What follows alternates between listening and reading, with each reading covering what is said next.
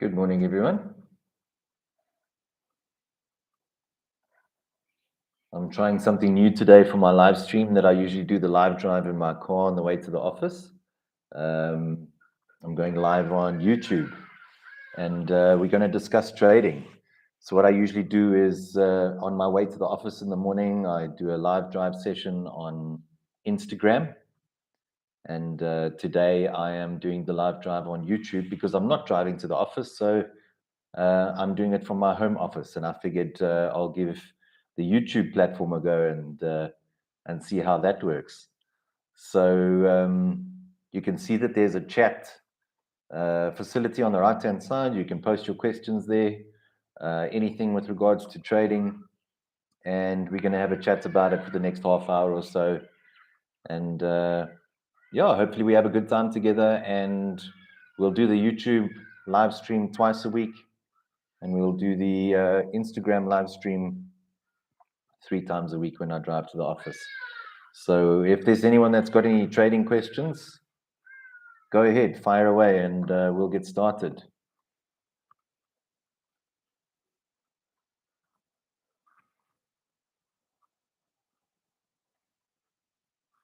I think last night's FOMC was quite interesting, and the effect that it's had on the market this far was also just as interesting. Goeiemôre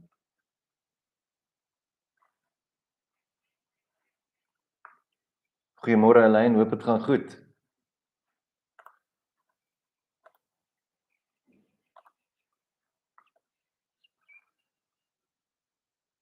Let's have a look at what the NAS is doing after last night's FOMC. So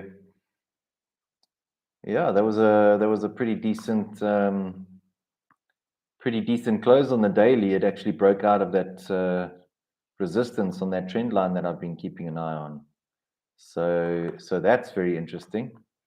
I think that result speaks volumes in terms of where we're at. I'm hoping to see a positive close for the week, and then as of Monday, I'm going to start looking to get bullish on the NAS again. FOMC paid off for me. I'm glad to hear that, Elaine. I'm really glad to hear that FOMC paid off for you. That's cool. It's a really nice close on the daily. It's making me quite happy in terms of where we're headed. So I think it's possible that the sell-off is complete, but I do need to see the close of this week to confirm what I'm thinking.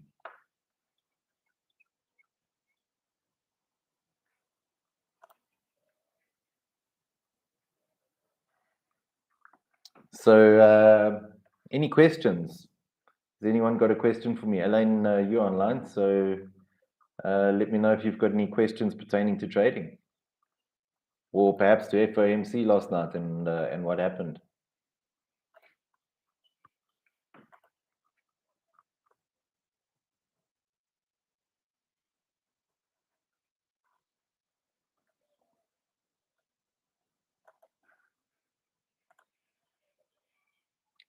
$200K in 12 minutes. But I knew it was going to sell as everyone was expecting. That's really good. Well done. I'm very glad for you, man. Yeah, when the 0.5 or should I say the 50 basis points increase last night took place, yeah, I mean it was without a doubt going to sell off at that point. And then we started seeing a rally with the speech. So I found that to be quite interesting. I don't know what your thoughts on that are.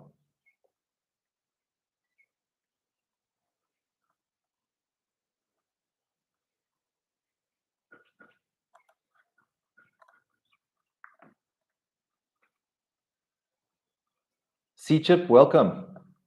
Thanks for joining.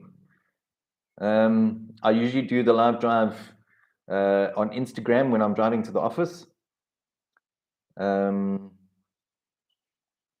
Today I'm doing it from my office because I'm not driving to the office in Rosebank. So I'm going to do the live stream here. It's the first time I'm streaming live on YouTube, and we're just checking how it works. If it works, then I'll do it twice a week when I work from home, and I'll do the normal Instagram live drive 3 times a week when I drive to the office.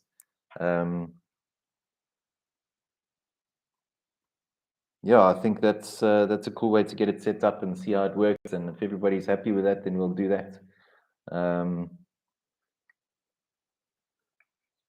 You spoke of the trend line you were keeping an eye on. I think I missed that. Yeah, if you go have a look on my Discord channel, you'll see a chart that I posted. It's got a trend line that I've been waiting for the Nasdaq to break.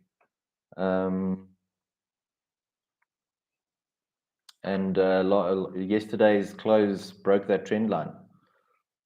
So I see today has had a bit of a bullish open, but I will be waiting for the close of tomorrow before I decide whether or not I'm going to change my bias back to bullish on the Nasdaq or not.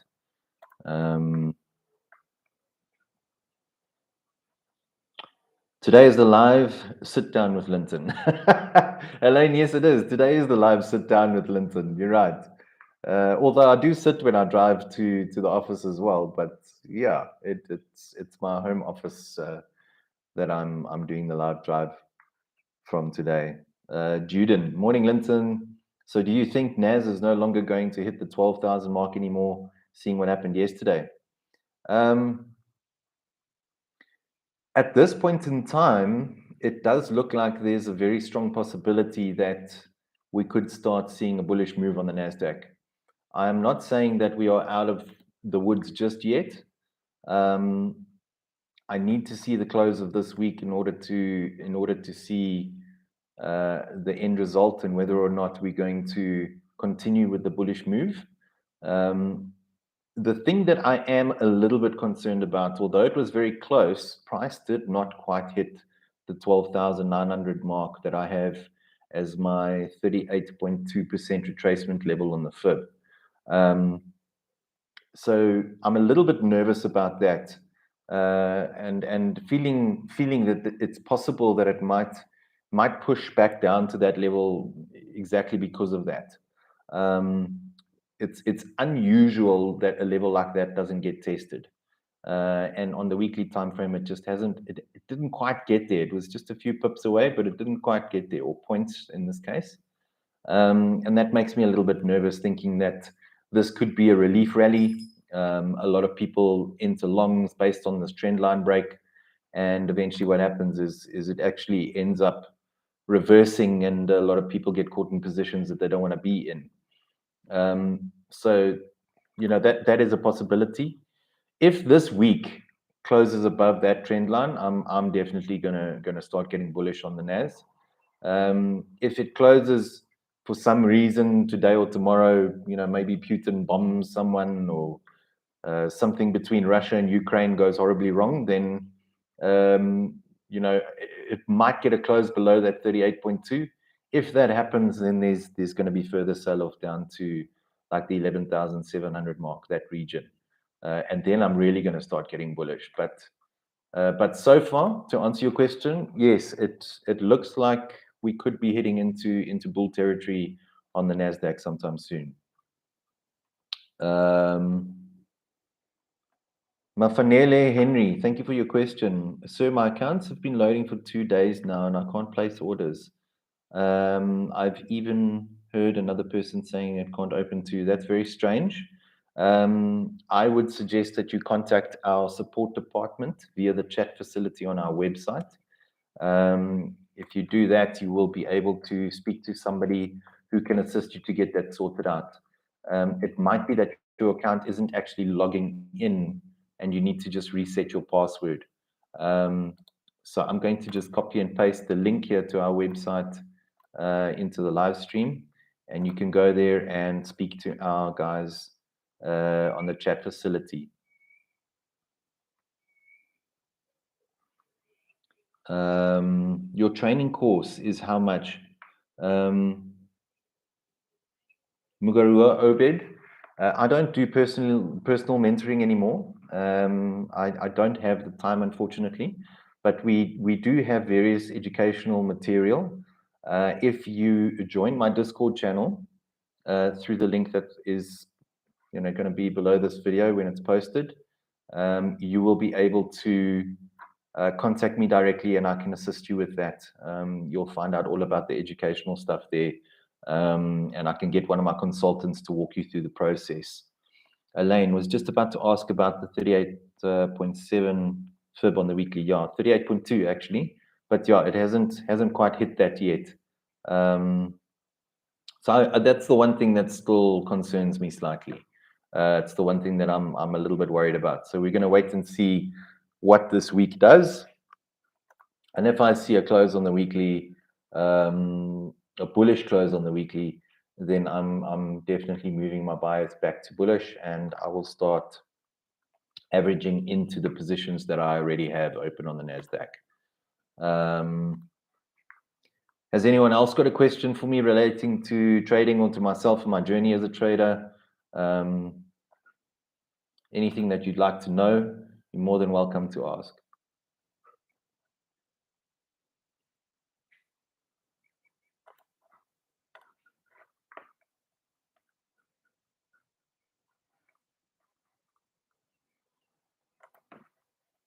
Please don't be shy, guys.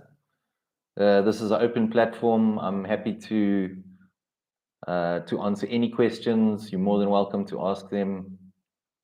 I'm definitely not going to exclude anyone's questions. Are you also going to be a PAMM account manager? I like that question. Elaine, so the short answer is yes, I will be. That's obviously with our international setup, so it's not available in South Africa, but South African clients can open accounts with our international setup and have access to the PAM accounts there. You can also join that through my Discord link. What I'm going to do actually is I'll send you guys my my invite or my Discord link here in this chat.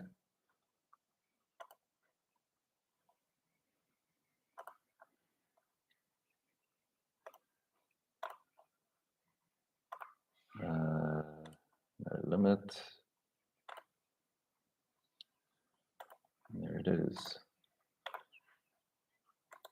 Okay, so for those of you who haven't joined yet, there's the link to my Discord server channel. There's a lot of information there.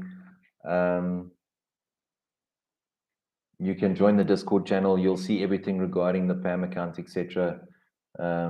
Take all my money. I've already set up a PAM account. Okay, cool. Chat to me privately about it on Discord, and we'll take it from there, Elaine. Definitely. Anybody else got a trading related question for me?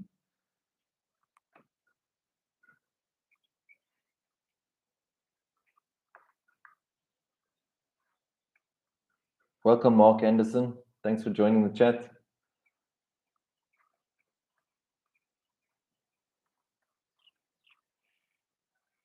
Guys, please don't be shy. You really fire away. Ask any questions that you have. Yes, busy typing a long question. Okay. I'll wait for your long question to come through. So we're going to do this live stream till about 9:30. There's about 15 minutes left. So I'm hoping that we'll be able to get some more action going, some more guys onto this live stream.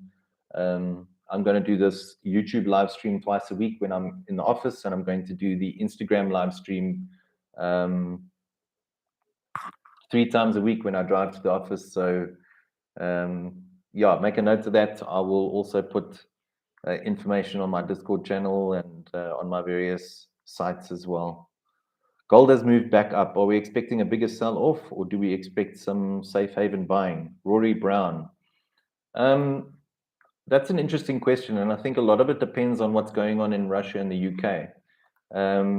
You know, if I look at the chart and where we're currently trading, this is more or less what I expected a couple of weeks ago. I did share some analysis regarding it, and it's played out pretty much according to what I think. The possibility for a bigger sell-off is there, and if that does take place, I could see price going back down to below 16, 1,650, somewhere around there. And that analysis, actually, I still have. Let me get the link for you.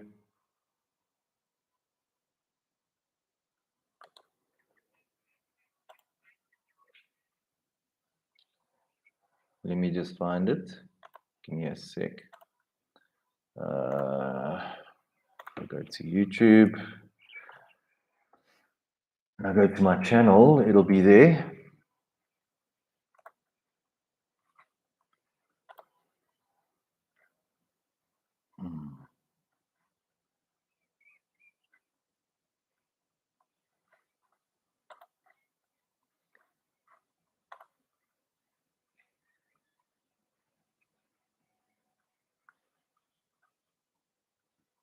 Rory, I'm about to send you a link to some gold analysis that I posted a couple of weeks ago, and this is a very, very possible scenario. So there's the link to the YouTube video. I've just posted it there. Have a look at that, and it's possible. It's a possible setup from a technical perspective, but it is very dependent on what happens between Russia and the Ukraine. I mean, with Russia being such a big oil producer, if they disrupt the market supply, which they will be doing and are doing, then we will see that effect take place in gold, because a lot of people jump into gold. The indexes have been on a bit of a run because of the Federal Reserve and so on. The question is whether or not that's going to follow through. And the answer to that question is definitely based on the situation between Russia and Ukraine. Varis Becker, thank you for your question. Thanks for joining. Morning, Linton. Your thoughts on NAS direction in the coming weeks? So I did chat about that briefly earlier, and I'll just mention it again quickly. I've got the chart open here in front of me, and what I'm waiting for is I'm waiting to see whether or not this week closes either above the 38.2 retracement level at 12,900, or outside of the downward trend line that I shared on my Discord channel. If that is the case, then my bias turns to bullish on the Nasdaq. If we see a sell-off today and tomorrow for whatever reason, it could have anything to do with Russia and Ukraine resuming, bombing each other, or nuclear attacks. If we're going to really go to the extreme, that would then obviously drive the price back down below those fib levels. But at this point in time, I think it's very possible that we're witnessing a turnaround. It didn't quite hit that 38.2% retracement, and I'm a little bit concerned about that. But otherwise, depending on the close of this week, I'm going to start getting more bullish on the NAS, or bullish on the NAS in the first place. So far as I know, there are three major news events that affect NASDAQ and US 30, which is NFP, FOMC, and CPI. Is there any other news releases that also affect the market except the war? Look, I mean, there are obviously other economic factors that come into play and that people have to take into account when trading. But it also depends on your trading style, Elaine. Are you short-term or you long-term? I'm a longer-term trader, so I only really look at the big events. FOMC is probably the one event that I really keep my eye on, because that dictates inflation, interest rates, and overall economic projections. So that's the really big one for me, because I'm longer term. So I'm happy to be in a trade for a couple weeks, month, 2 months, 3 months at a time sometimes. So I can't pay too much attention to the smaller news releases like CPI and that type of thing, because I'll be in a position throughout that news event. But yeah, I mean, keep an eye on your news channels. Keep an eye on what's coming out, and what I like to do is I filter the news so that it's only the important news that comes through. any interest rate decisions from anywhere in the world is rather important. I mean, if we're looking at Japan, for example, they also a big affected in a large way by oil because they import huge amounts of oil. If you're looking at Canada, they export huge amounts of oil. So at this point in time, the war has a big effect on them too. Supply and demand and pricing in the market is a big thing. So Japan's going to be paying a lot more for oil than what they were before because there's less supply. Canada is going to be receiving more money for their oil exports because there's less supply. So demand goes up. It's definitely very dependent on your strategy. Rory, I see Russia would like to possibly sell off $140 billion worth of its gold asset holding. I haven't read too much up on that. It's possible. I'm not too sure where you saw that. I'd be interested. Maybe you can share the link for us so we can read it and go through it. But yeah, I mean that would obviously have an effect. But $140 billion into the gold market is how big of an effect is that? And that's the question.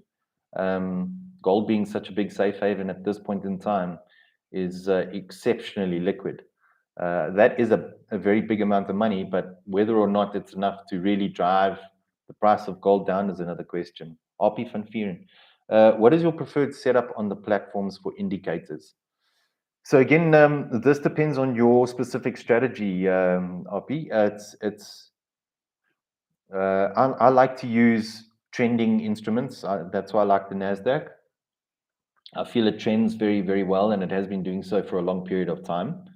So I really like the NASDAQ for that purpose. And then I look for oversold areas. So I use a combination of the Williams percent range and the RSI in order to find my oversold areas in the market, and then I start averaging into my buys with small lots.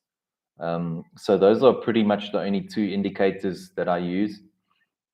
I also look at moving averages, but it's more just a confirmation. It's not really something that I'll use to enter and exit trades as much as I would in an oversold or overbought market. I'm working on my way into long-term trading. That's good, Elaine. I'm glad to hear that. But by the looks of your comment earlier, it doesn't seem like you're doing too badly. I wouldn't, I mean, if that's the kind of trading that you're doing and it's working for you, don't change something that's not broken. Maybe add a leg to it. Maybe take a portion of your funds and do longer-term trading, but keep doing what you're doing on the short-term side if it's working for you. I see that we have about 7 minutes left. So any other questions for me relating to trading or to my journey or anything that you guys want to chat about, let me know here in the chat section and I'll answer it for you. I'll probably be on the live drive on Instagram tomorrow on my way to the office again. So if you're not following me on Instagram, definitely do that as well. I'm actually going to send you my Instagram profile link. So for those of you who aren't following me on Instagram, you'll be able to follow me here.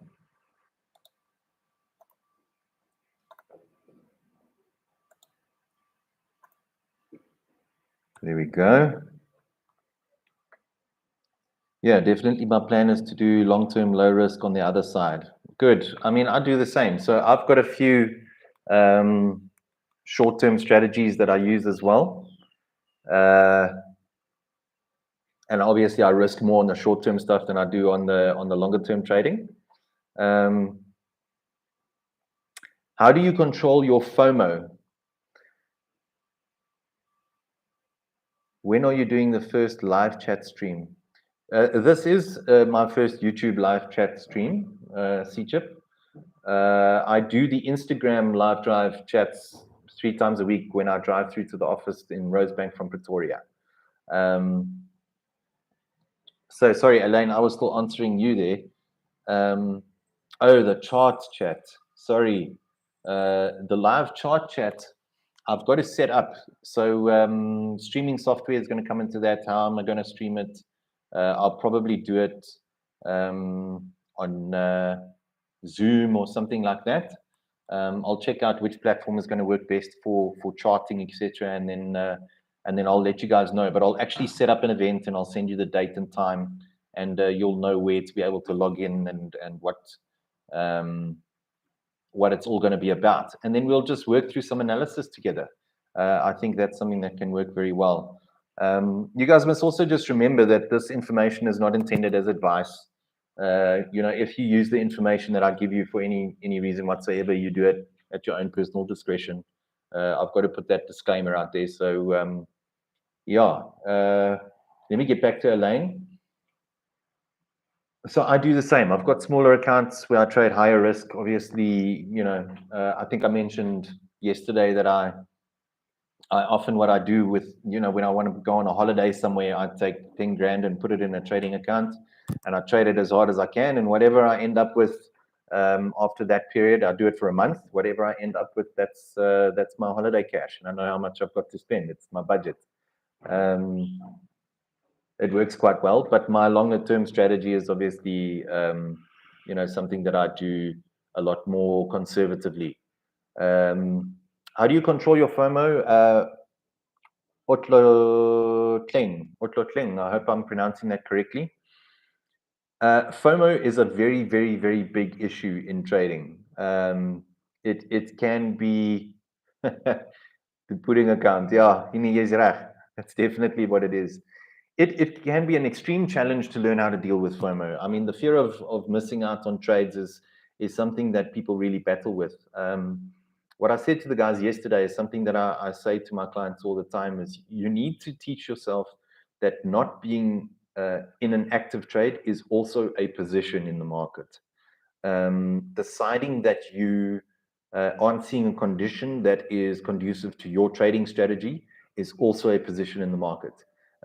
It's very, very important to get into that mindset, to know that I have specific rules, and what you should do is write down those rules or print out those rules and have them next to you and say condition 1 is X, condition 2 is Y, condition 3 is A, B, C, D, E, F, G, and only when all those conditions are lined up and met, then I'll enter a trade. And when those conditions are met, I also walk away from the screen for 10 minutes, come back, recheck my conditions, and then I'll enter the trade if I'm happy that everything still agrees. And the reason for that is just so that you give yourself time to calm down, and you don't just act on impulse. You don't just do something that could get you into a position where you're trading based on FOMO. So that's how I deal with FOMO. So then intraday, are we going to see NAS sell below this 14,000? It's possible. It is definitely possible, dependent on a number of things. I'd like to see how the open today of the New York session performs. I think that's going to give us a lot of insight as to whether there's enough demand in the market to keep this current bullish movement going. If there isn't at the open, if it starts to sell off, I'm definitely looking at the close of tomorrow to decide whether or not I'm going to be bearish or bullish on the NASDAQ next week. It's really at that level at this point in time. So I hope that answers your question. Elaine, so true. I've lost big money when bending my own rules. And if you make a good amount of money, walk away, than rather losing it all again over greed. Yes, that's a very big thing to teach yourselves. It's a big thing to learn. Sometimes you need to take some money off the table for yourself, just to reward yourself and say, hey, I got that trade right. What I like to do is if I trade an account aggressively and I make more money than what I actually wanted to make for that particular thing, then I'll take those funds and move them across into my more conservative setup. And for me, that's a big win. I like adding into my conservative trading setup because that brings my compounded goal and target closer. So I've got an account that I build on a compounding basis, and I trade smaller accounts a lot more aggressively. And if I do very well there, then I add some of the money into my more conservative approach. Guys, I'm going to take one more question. I see we've been live for half an hour now. So I'm going to take one more question related to trading or to myself, and then we'll move on for the day. Like I made the 200K yesterday, I'm only trading again next week unless I see something I'm super confident in. Elaine, that's very important, and I'm glad you've made the decision to do that. Sorry, we've got the guys who collect the bag bins driving past with their trucks, so you might hear that sound in the background. I'll take that as my last question, or let's say as my last point. When you've made a lot of money, and especially if you've been on a bit of a winning streak with your trades, it's very easy to get into a mindset where you think, I'm fantastic at this, I'm not going to get it wrong, and you just jump into the next trade, and you jump into the next move, and you get yourself into a lot of trouble very quickly. What Elaine said there is very, very important. You've got to just take a step back, especially after you've made a big profit. Take a step back, take a day off. Don't even trade for the rest of the day. Stop looking at setups. Reset yourself. Maybe come back the next day. Elaine, making 200K this week, that's really good. If I was you, I would come back on Monday. I wouldn't even bother looking at the charts for today and tomorrow. See where the NASDAQ closes for the week. See if there is perhaps a sell-off today or tomorrow for whatever reason. And if that does happen and that 38.2 fib level breaks, then maybe you'll understand why it was a good idea to walk away from the table today and tomorrow. Monday is going to be a big day. Monday is going to be where I start deciding where I'm at on the indexes and whether or not I'm going to start adding into my buys. And if I do, I'll probably start doing it relatively aggressively, because then I think we've seen the bottom. I'm going to go play some golf the next 2 days. Brilliant. That's what you should do. Enjoy it. Have fun. Thanks for joining me this morning, guys. I hope you got some value out of it. I will be doing this more often, twice a week, like I said, and I'll be doing the Instagram live drive 3 times a week on my way to the office. Mark, thank you very much for your time and sharing your experience and knowledge. I'm learning from you. It's really a pleasure, Mark, and that's why I'm trying to engage with my followers and my platform more than what I used to. I realized that I've been getting so busy with what I'm doing work-wise that I haven't spent enough time chatting to people that need this kind of information and this kind of support. So I can't do one-on-one mentoring anymore because I don't have the time. But these type of sessions, I think, are very valuable to the people that join them. And I hope to see more and more people join. So please, when you see the invite, I'll be more proactive in posting these events and invites. But when you see that invite, share it with your fellow traders and friends and family, guys who could be interested in this type of thing, and get them to join these chats. I think it's going to benefit everybody. So yeah, thanks for joining me on this Thursday morning. It's a cool morning here in Pretoria. I'll see you guys either on Instagram or YouTube tomorrow morning. Have a great day. Cheers, guys.